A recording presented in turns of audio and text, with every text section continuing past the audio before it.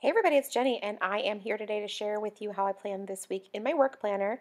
As you can see, I'm using those beautiful Alma design stickers this week. And if you'll recall, if you've watched my work planner before, I do the work planner a little bit differently. So I have three boxes, obviously vertically, and one of them I use for decoration, one of them I use for to-dos, and one of them I use for some tracking that I do in my job.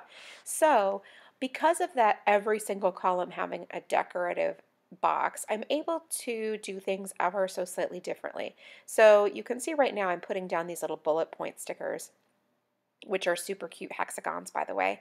And so for Tuesday, that covers the to-dos and the tracking. But for the top box in both Monday and Tuesday, I was able to create a little decorative spread. And then now I'll do the same thing in the bottom of Wednesday. So what I like about this is a couple of different things. One, I can create larger clusters should I choose to.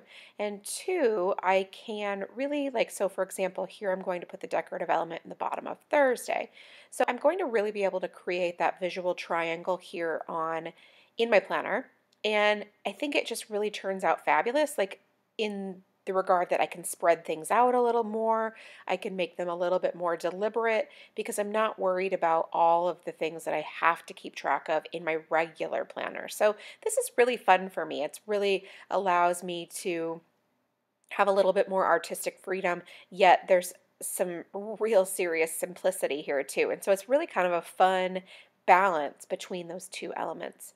Now I'm going to take some Technique Tuesday stamps. I've shared these with you before if you've watched, and I'm just going to use a small little bullet point to mark all of the rest of the little things that I need to take care of. So you can see there's a couple of little icons. So I'm just going to use the heart one, and then I'm going to take, well, okay, first I'm going to do the to-do headers. So for each day for my to-do lists, we'll be using this to-do header. So you can see there, for example, like on Tuesday, since I already have the bullet points, the bottom box will be taking care of the to-do list, and the middle one will be for my tracking, and vice versa for all the rest of the days as well.